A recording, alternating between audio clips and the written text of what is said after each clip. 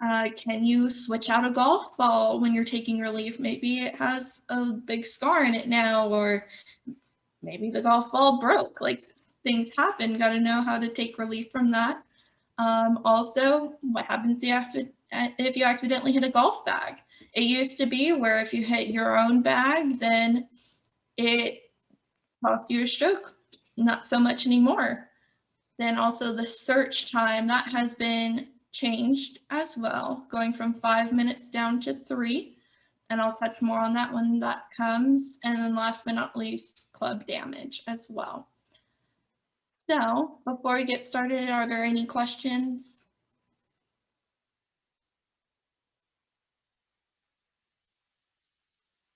Alrighty, we will go ahead. So what happens? Okay, my ball moved. Well, let's look at the different situations and see what happens. So if you were searching for your golf ball or for somebody else's ball while either in some tall grass or whatever, and the ball accidentally moves, what happens? Well, there's no penalty for that. You just got to make sure to put it back where it was. If you don't put it back to where it was, that's when the penalties will come into play, because then you play from the wrong spot. But again, if you're accidentally, you move it, and even if it's not your ball, just make sure to put it back to where it was. And on the putting green, so if you accidentally move your ball on the putting green, like you take a practice stroke on the putting green, you kind of get a feel for your putt and you accidentally move the ball. That's okay. Just replace it. No penalty when it comes to that. If you've marked your ball on the putting green and you go ahead and put it back, that is your ball spot. If it rolls away, put it back on that spot. No matter what, if it's super windy, which I know it can be, and the wind blows the ball away, just make sure to put it back on that spot. All right, so that covers what happens when your ball moves. Next, let's go ahead, putting green. So some things have changed when you're on the putting green. You can repair ball marks, spike marks, anything from an animal. You can go ahead and repair that while you're on the putting green. Even, especially if it's in your line, but now they've made it so that you can do it anywhere on the green, because we want to make sure that the greens are in the best conditions for everyone, not just you that are playing. You can touch your line of play. So it used to be you can't touch where you think your ball is going to go. You can't identify your line of play. However, now you can. So say, for instance, if you're putting and there's some leaves or other loose impediments that are on the green, you can go ahead and move those out of the way and you don't have a penalty regarding to that, as well as on anywhere through the green. So on the tee box, which you don't see it as much over there, you see it mainly around the green, but you can touch your line.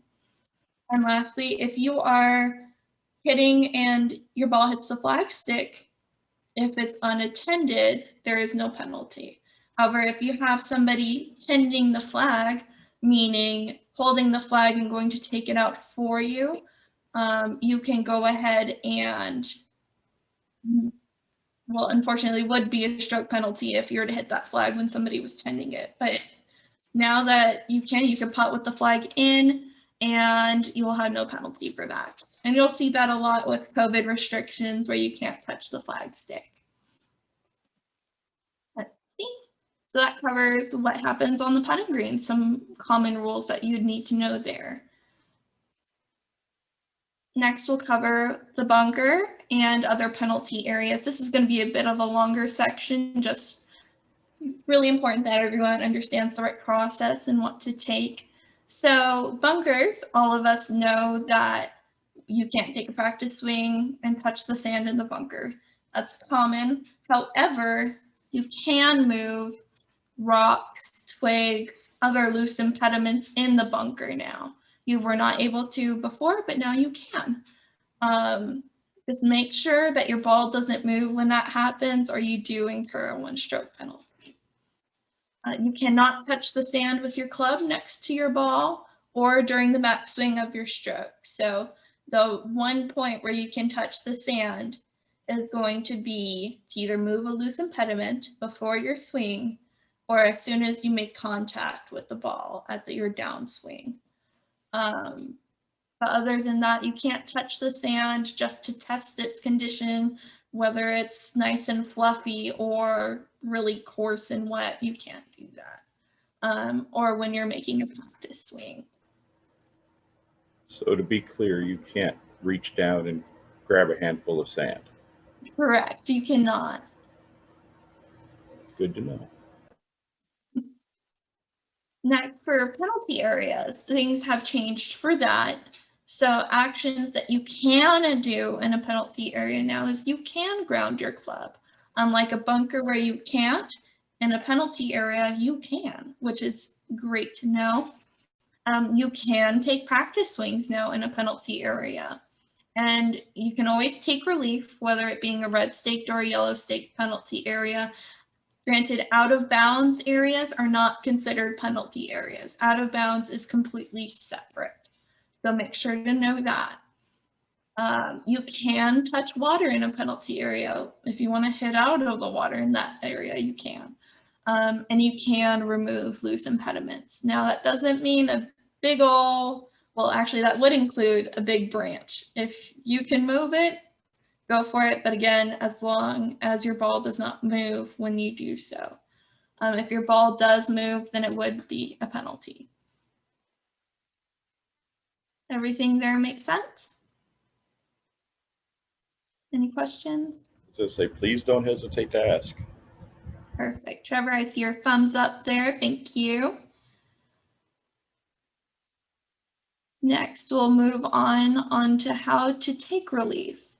So this is the biggest thing that we're going to have to deal with out on the course.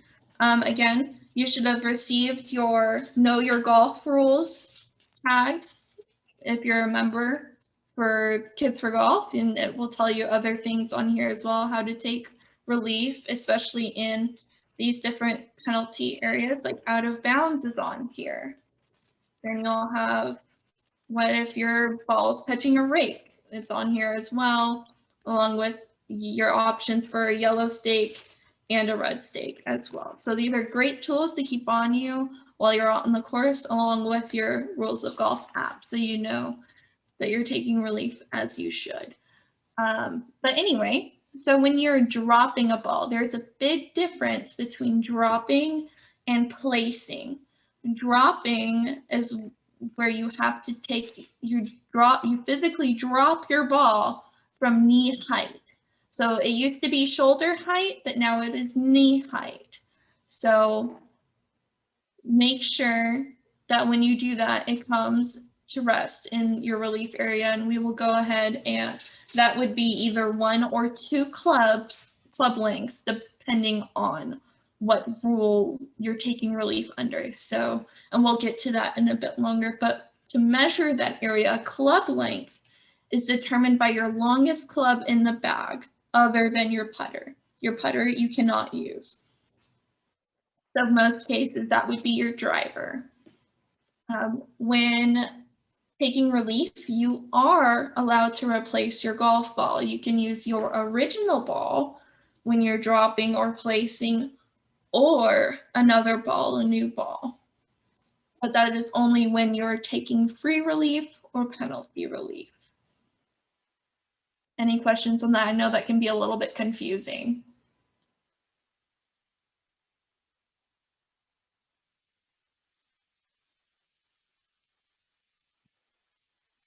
All right, and here's the meat of it. So penalty area relief. This goes over our red stake and our yellow stake and what options you have.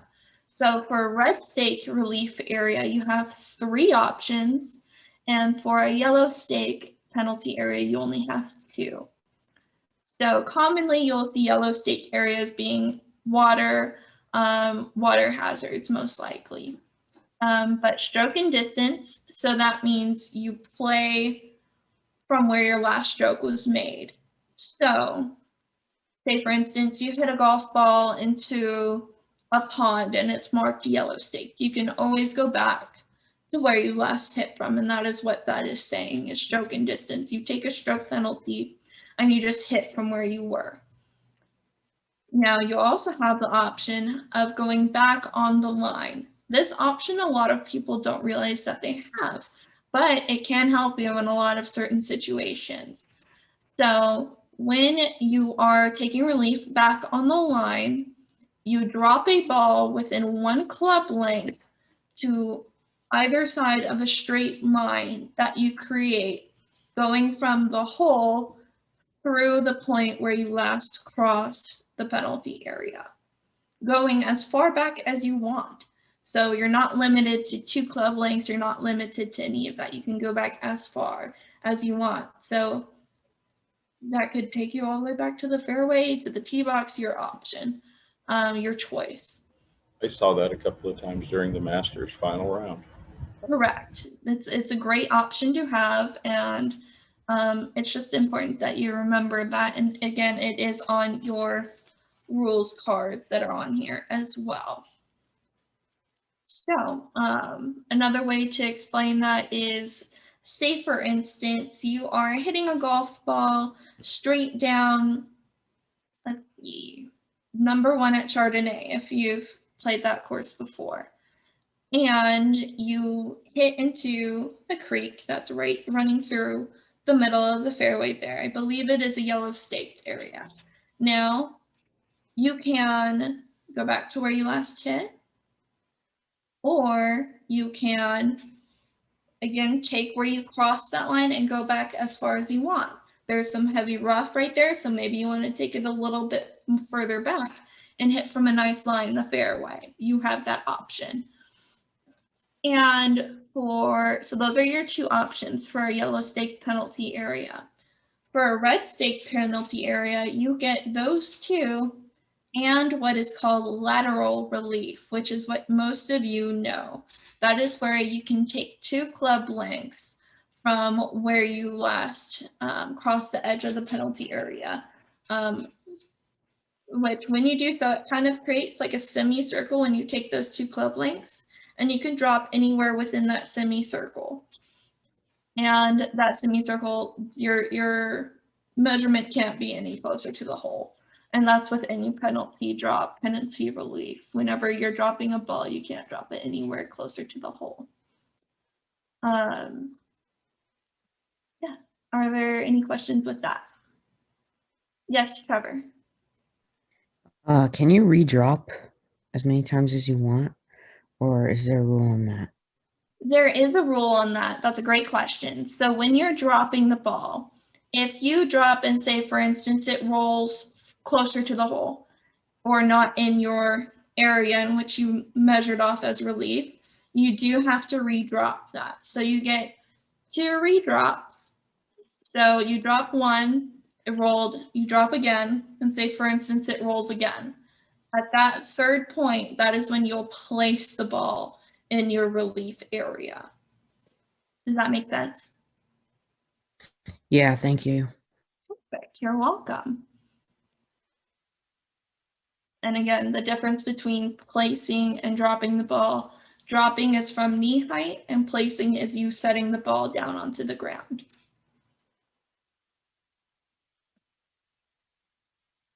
Alrighty, so that covers taking relief. Any questions at all before we move on?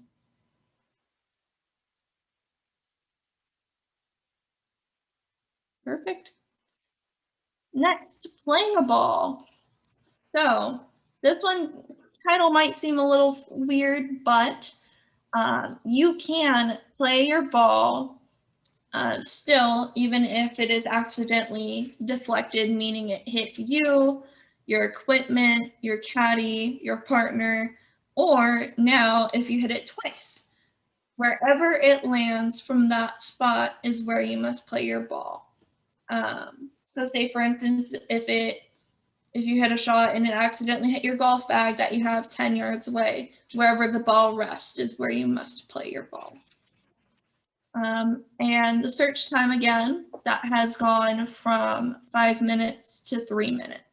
Even if you find your ball after the 3-minute time period, you will have to proceed as though your first ball was deemed lost. So you cannot hit your ball once you have found it after that 3-minute time period. And that time period starts as soon as anyone starts looking for that golf ball, whether it be your caddy, whether it be a playing partner that's in your group, a parent, anyone. That is when the 3 minutes starts. What is the penalty if you do play your found ball after the 3 minutes? It would automatically be, you'd be playing from the wrong spot at that point, and you would have to correct it. And if you did not correct it, that would be a disqualification. If you corrected it, is there a penalty? Yes, it's a 2-stroke penalty if you correct it. So either 2-stroke penalty or you don't correct it, you get disqualified. Correct. If you don't correct it by the time that you tee off on the next hole, you will be disqualified. Thank you. And that goes for also out of bounds. You cannot play a golf ball from out of bounds, even if you find it. You will, for out of bounds, you only have one option, and that is to go back and play from where you last played from. So if you're on the tee box and you hit a ball out of bounds, that is considered re-teeing, is your only option at that point. Alrighty, and so therefore, if you would have hit your ball from an out of bounds area, say for instance, you didn't realize it was out of bounds, you walk up and it is, and you decide to play it, that would be a 2-stroke penalty, and you would have to correct that and go back to the tee box. Or you would end up being disqualified if you cheat off on the next hole. And last section of this part is equipment. Say, for instance, one of your club breaks in the middle of your round, what you do? Can you still hit that club? Those are all valid questions, and you may have seen it on some PGA Tour events. You could see it locally. Some people might get a little angry and want to break their club, which is not allowed in our code of conduct, but you cannot replace any clubs during your round. Now, local rules can be in effect if the committee, which is whoever's in charge for that event, if they so choose. But if that is not in play, if that rule is not available to you at that point, you cannot replace it, or you cannot replace a broken or significantly damaged club. Now, there's some questions with all of these new drivers that are adjustable. You cannot adjust one of those clubs in the middle of a tournament round. That would be considered having 2 clubs. So say, for instance, your setting is on A1 on a driver and you hit it and you're thinking, I kind of need to adjust this for the rest of my round, and you adjust that. At that point, you would not be able to, well, that's deeming if you have 14 clubs in your bag. If you have 13 and you do that, you're still okay. But if you have 14 golf clubs in your bag and you do that, you will have to remove that club from your bag at that point. Does that make sense?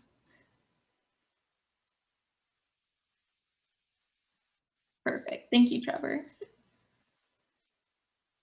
Alrighty, so we kind of covered those a little fast. Are there any other rules that anyone might have any questions on that need some clarification? Please pick her brain. She knows a lot of this stuff. Yes, ask any questions. I love it.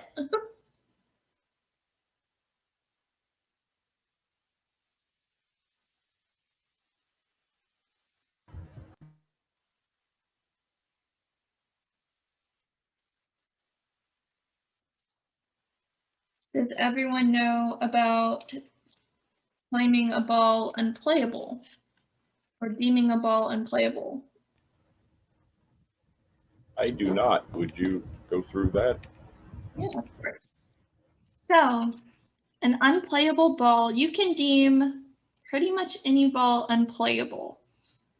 Now, that would come at a 1-stroke penalty, but you have some options when you do that. When you deem a ball unplayable, you can go back to your last shot and hit from where you last were. You can go back on the line from that spot and drop within 1 club length.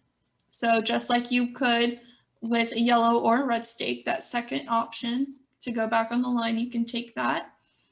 And you can also drop within 2 club lengths of the spot where your ball currently lies.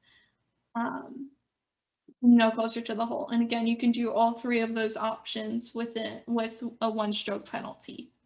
So if your ball is in a bush, say for instance, and you can't get into that bush and you cannot play it, you can deem your ball unplayable and go ahead and proceed under one of the 3 options.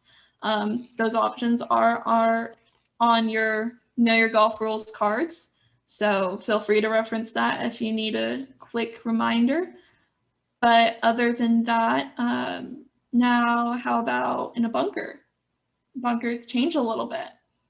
So say for instance, if you're in a bunker and your ball is right up at the top of the bunker and you cannot hit that, you can deem it unplayable. However, the biggest thing with that is on your 2 options of dropping within 2 club lengths and going back as far on the line as you want. With those, you have to still remain in the bunker.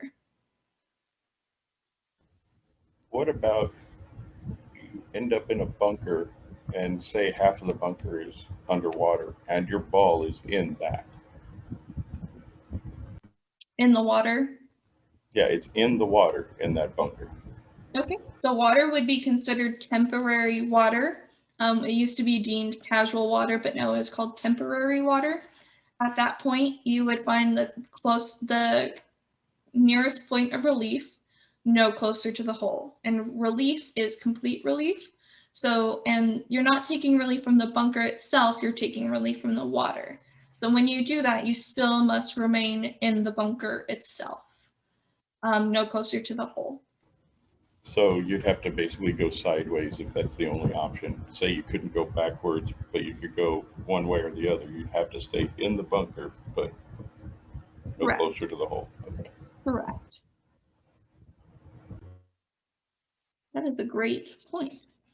Good question right there. Let's see. What if a ball is stuck in a tree? Oh, yes, those instances are not very fun. However, if your ball is stuck in a tree, you do not receive free relief from that. Unfortunately, you would have to take an unplayable at that point. And the point from which you would be taking relief from is, say, for instance, if your ball was in a branch, just sitting there, it would be the point directly underneath that on the ground. That is where you would then take your relief, or you can go back and hit from where you last hit from. Those are your options with that. Now, you may have seen some PGA Tour players play from the tree. It's not recommended, but it could be an option. And I will interject at this point where Kids for Golf players are not playing from the tree.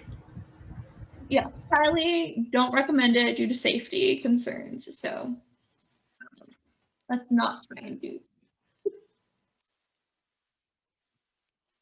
Any other questions? What if I'm What was playing, that? I'm on the green, and I know you may have covered it and I may have missed it. I've marked my ball, I've cleaned off my ball, I've inadvertently stuck it in my pocket. The ball I pull out is not the same ball. And so you putt with a new ball. Is that what you're saying? Essentially. That's okay, because what you're doing there is essentially you're taking free relief, if that makes sense. You would be lift cleaning and placing the ball is essentially what that is. So that is okay. You would not be penalized for doing that. Thank you. Yep. Hey, Erica, I don't know if I caught that, but it's like if, you know, playing with kids, they marked the wrong ball, put it in their pocket. Is that what you were asking, Eric? No, Andy, I was more specific to my ball I'm playing. I pick it up, mark it, so pick it up, clean it. Yeah, playing the wrong ball, like say for instance, if a kid plays some other kid's ball, that is a whole different ball game at that point. So you would be then playing from the wrong position.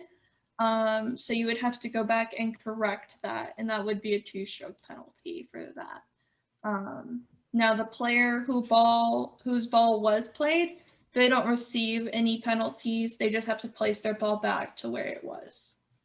Okay, so what about the scenario on the green, the putting green, where it wasn't like you played it, but you marked, let's say, you know, I thought it was my ball, but turned out it was somebody I was playing with, and I put my marker down and picked up the ball, put it in my pocket, and then discovered, uh-oh, that's not my ball. Would that be a penalty, do you think? No, that would not be a penalty. In fact, some cases if somebody asks you to mark the ball for them, you can do that. However, since there was no stroke that was made and the ball was marked, which you can do on the green, there would be no penalty for that. Okay. Now, if the ball was not marked, that would be you touching the ball unnecessarily, and that would be a 1-stroke penalty. Mm-hmm. Thank you. You're welcome. Mm-hmm. Great questions, guys. Any other scenario? I have a question on the side for Eric, or maybe you know, Erica, the youth on course card. I know that you can sign up, but I thought we signed up for the membership. Do we get a new number, you know, Eric, or a new card? For youth on course? Yeah. No, it'll be your number, and what I need, if I don't have Trevor or anybody else on the conference here, if I don't have your youth on course number, I will send out an email today, because I just need to update it in the system, and I will then send you a new youth on or Kids for Golf card with your youth on course number on it. Okay. That's all I need. I don't got the youth on course membership. So if I want that, like his just expired, you know, we went to use it at the course. So it's like $20. Where do you get that? No, it's free with us for being a member. So for being a Kids for Golf member, so I'll take his number and I'll associate it to our club, and it's included in your membership. So I'll get that done today. I just need his number. So if you want to send me a picture of his youth on course card, that would be awesome. Okay, but it's an expired card. It's okay. It doesn't matter. It's the number. Yeah, Okay. His number is still active. The card just shows an expiration date. Okay. Thank you. You're welcome. Any other questions? And while we're on that point, again, anybody on the call that is signed up as a Kids for Golf member, or if you haven't, you're interested, you know, just let me know. But when you do sign up, let us know what that youth on course number is. Yeah. Because it is part of the membership that we include, and I want to make sure that everybody, you know, doesn't have something expired or any of that. I want you to be able to have the benefits, but it's rather embarrassing when you get to the course and they tell you it's expired. Mm-hmm.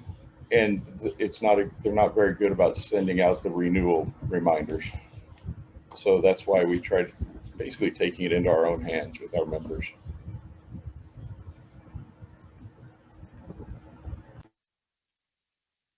Thank you. Alrighty, are there any other rules, scenarios, questions regarding the rules? We'll do other questions here in a little bit.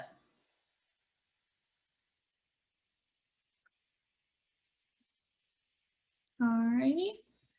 So going from there, that is all the 13 rules that I think every golfer should know. Going from there, we can talk about the USGA rules hotline. So this 908 number is available to you at all times, especially on the weekends. They answer more so than during the weekday. But say, for instance, if you're not sure about something and maybe you're just playing a regular course and the pro's not around to ask, or you just really want to know from the officials themselves, you can go ahead and call that hotline at any time, and they will be able to give you the most accurate rules decision based on your scenario from that point. Or you can shoot us an email, you can give us a call, anything like that. We're more than welcome to help you out with any of those situations.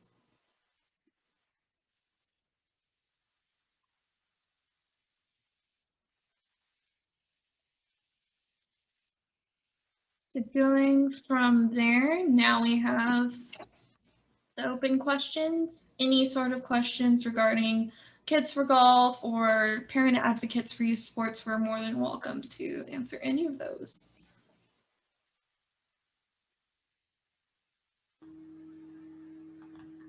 Yes, Trevor. So let's say the wind is blowing really hard and you're putting, and the flag stick happens to be pushing towards you, and you put it, and when it's like dead center and it's the flat stick and goes to the side, what would that be? So if you putt and then the ball hits the flag stick and does not go in, or is it sitting like in the hole? So it doesn't go in due to the wind pushing the flag stick towards you. So the flag stick is tilted because Yeah. of the wind, and you make your putt because you don't have to remove the flag, and the ball hits the flag. Okay, is it stuck like it's going to fall in if it wasn't there, or No, has he's it saying bounced that back? it's not in the hole at all, is what you're saying, right, Trevor? Yes. Okay, so unfortunately that ball, just because it hits off of the flag stick, due to the wind, that does not deem the golf ball hold. Now, like we said, you can always remove the flag stick, and that is your option to have. And if you leave it in, therefore, that's kind of just something that is like, darn, I should have taken it out at that point. But you do not get to deem the ball hold at that point, just because it hit the flag stick. So you can take the flag stick now out? At some places, Yes. it depends on tournaments. You just have to make sure to read your rule sheet for the event and see if it's allowed or not allowed. Okay. Thank you. Yeah, we're still in that gray area with facilities letting you take the flag out, even touch the flag. Correct. My suggestion would be if you get to the green and you see the flag's tilted, I mean, somebody has to correct it to avoid that very scenario. But, you know, that's just my 2 cents. Yeah, it's a really tough time to determine what the flag stick is a really touchy subject right now, touchy, but due to COVID, you're not able to remove it in some places. Like for the junior tour I work for, day to day, the Peggy Kirk Girls Golf Tour, we do not allow players to touch the flag stick at all. And they could be penalized if they do so.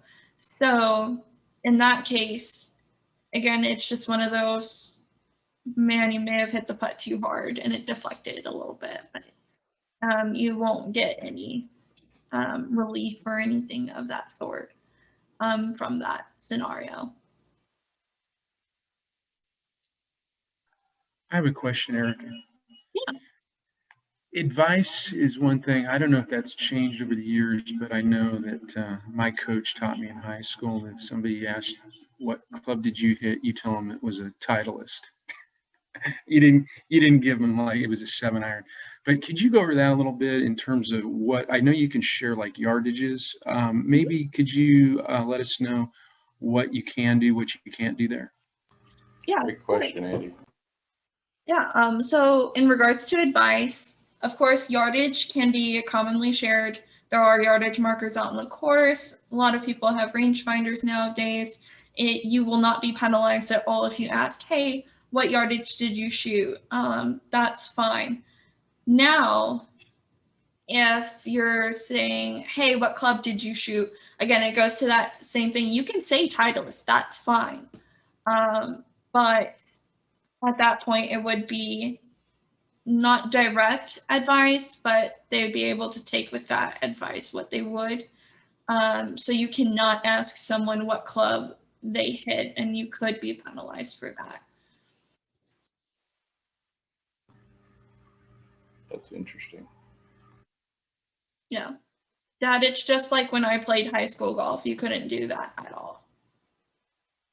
Remember? I don't know if you remember, it was a long time ago. Yeah, no, I remember. Gotcha. And depending on tours that you're playing in or any tournament event that you're associated with, now if you're getting advice from a caddy, caddies are there for that. You won't get penalized for asking your caddy, hey, what club do you think I should shoot or should hit? Or your partner, if you're playing in a scramble event or a best ball event, you can ask your partner, hey, what do you think I should hit? Hey, what did you hit? You can communicate with your partners, but you cannot compete. You cannot take advice or ask for any advice from your playing competitors or from spectators at that point. Okay, so on the green, let's say you didn't notice somebody's ball break a certain way and you asked a fellow player, did that break right? You shouldn't be doing that, right? Correct. You cannot do that. Now, if they just so happen to be putting your same line, you can definitely watch it. That's fine. That's common knowledge between everyone, but you cannot ask them, hey, what way did that break? So probably the best way to remember it is other than like yardages, you're not supposed to be helped. Is that right? Correct. That is the best way to put it, is you cannot help one another unless you can always help someone finding their golf ball. You could always help someone with yardage. And of course, that yardage is without slope. So rangefinders that have the slope option or apps that have the slope option are not allowed. But anything else like that, you can help. We encourage spectators to be four caddies. If you don't know what a four caddy is, that means helping the group find golf balls for everyone in the group, making sure like, okay, hey, you guys are clear to hit if there's a blind tee shot or approach shot. But other than that, leave the rules questions to officials for the event. Parents can help. However, if the ruling was given wrong, that could negatively affect the player at that point. So you always want to make sure that the ruling is 100% correct that you would give. That's why we encourage players and caddies, if they so have one, to carry either a rules book or utilize the app now. So you can better get an understanding of the rules.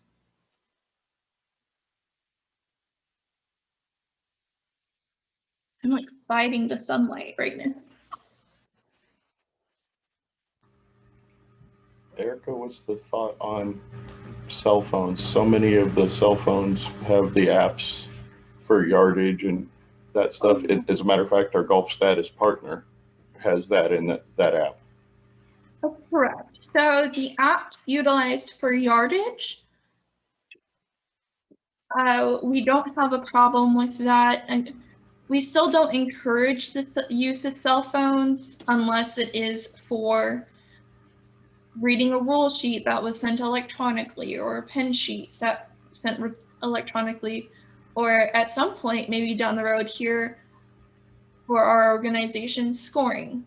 Some tours, like the tour, the Peggy Kirk Girls Golf Tour, we do utilize cell phones for live scoring, and access to rule sheets, pin sheets, and even calling rules hotline numbers. So we do encourage the use of phones, but not at the same time. They are not allowed to be on other social media apps, texting parents, none of that is allowed.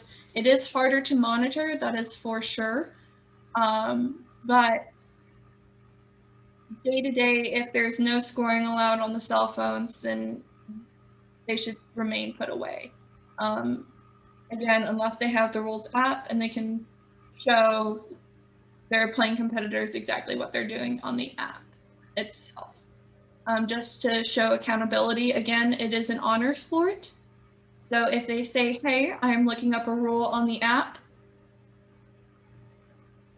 let's hope that everyone is being honest at that point. It is honesty is the best policy. Golden rule there. But again, the sport of golf itself is based on honor. And again, same thing with scorekeeping. As long as everyone is honest, that is how the game should be played. Agreed.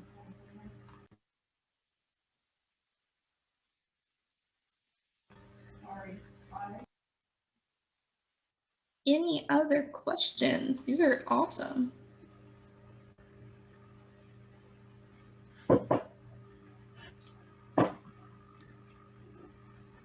Dad, how are we doing on time? 8 minutes. 8 minutes. Ooh. So we're thinking of different things that we can present. And when I say we, Erika and I and the board, Chris, who you all see at the events, different things that we can do like this via, virtual meetings. Are these types of things of interest to the group that's on the call? You can text me, email me, you can chime in now and say yes, whatever works. But I think this is a tool that we're going to be able to utilize to the benefit of everybody, at least on the basic early part of learning the game of golf. Erika and I have had conversations of a virtual seminar on just going over the basic setting up to the ball, things like that, trying to correct some things. She's also pretty confident that, we haven't launched this yet, but with video technology, there are things that she could pick up on somebody's swing and help correct. But again, it's either going to be virtual or send her or I a video. We break it down and then we get back to you on maybe a one-on-one type Zoom or some other type of call. So if those types of things are of interest, please reach out, let us know. We're just trying to use these tools to everybody's advantage. Yeah, I think that would be a great thing if, like, the fundamentals of golf, I mean, especially at this level with the kids, basics on putting, basics on grip, just things that, I guess a little class like this has been great, the rules of golf, because we had a big talk about why that was important, that, they're playing in a tournament, let's say they won it, and then find out they violated a rule and get disqualified. What a downer that would be. Mm-hmm. So I explained to Trevor how, especially if he wants to play more tournaments and stuff, that, this is an important subject, the rules of golf. Very. Yeah, but the idea of like putting basics, grip, like Eric, you said, setup to the ball. I mean, I think from what I was told is the biggest amateur mistake is alignment and the way you set up to the ball. Because what happens is an amateur line up crooked and then they have to compensate in their swing to make the ball go right. Whereas if their setup is all correct and alignment correct, then you can swing properly and get the proper result. So the stuff like that would be great. And Andy, you're right. It's a perfect example. I specifically last night with my nephew Mike, right here in my driveway, hitting golf balls into the net with the simulator that I have. And once we corrected his stance and just his setup, the numbers got much better. And that was just using that. But that we did last night, I know 100% could be done virtually. Yep. In a video, even an open one like this, where Erika or we bring somebody else in as well, but she knows her stuff, does a presentation for everybody to just kind of watch. Then we have it recorded. We upload it to the YouTube channel for future use. But we also think we can get into this one-on-one. Obviously, there's schedules. And for those of you that don't know, Erika's job is in North Carolina. So she's 3 hours ahead of us. Yes. Hello. So just making it, time work for everybody, it can be done. And I think it'll be a good tool for kids for golf, for the beginner. And because at some point you get to that intermediate advanced stage, you want to be working with somebody probably local. I think Erika would agree with somebody at one of the local courses. And if you're at the point you want to do something like that, reach out to Erika or I. We're connected to a number of the Napa and Solano County golf courses and pros in the area. Most definitely. To touch on that, I know we're running out of time here soon. I will be available for one-on-one sit-downs with anyone if you need or want to kind of set up a game plan for your own personal game or for your kids' game. I can sit down with you guys and come up, okay, what are your goals? How do we want to get there? Which is always a great first question to bring up so everyone knows what kind of playing level you ultimately want to be at. And Erika, Trevor. Yeah. I'm sorry. Go ahead. I was just going to say that I don't know that everybody on the call on this Zoom has my contact information, but the information you see on the kidsforgolf.org website is that phone number is myself. So my email's there. If you want to talk to me about things like that as well, just shoot me a message. We will schedule something because everybody's got stuff on their plate. So I think it's easier to work through by scheduling some things, but reach out to us. If it's above my head, I'll tell you it is, and I'll probably point you to Erika. But hey, one last thing. Can you guys share the slideshow from today? Yes, the slideshow from today will be emailed to you and will also be available on our website. Thank you, Erika. That was a great presentation, and we really got a lot out of it. Yeah, if Thanks, anybody Erika. else has any questions or comments, please, we've got a couple of minutes for that. We won't get cut off on this Zoom. So if we end up a little over, that's okay. But if not, we can, catch up with everybody later. I haven't seen Andy. Is Trevor playing next Saturday? Yeah, I believe so. Okay, I haven't seen the roster as of today, so I'll take a look. Great. Awesome. All right. Well, thank you everyone for coming out and spending this afternoon with us. If you have any questions, go ahead and email us, especially any rules questions. I'll be more than happy to answer. The great email is kidsforgolf@pa4ys.org. You'll reach me directly and I'll be able to assist you with anything that you need. And we'll send that info out as soon as with the slideshow. I'll make sure you got the email and contact info for Erika. Mm-hmm. Thanks, everybody. I appreciate it. Thank you. Stay tuned for the next one. Thank you, guys. Thank Have you. a great rest of your weekend. You too. Thank you. Thank you, Granny. Good job. Thanks. Erica, give me a call when we're done here. Okay. Thanks, good. everybody. Thank you.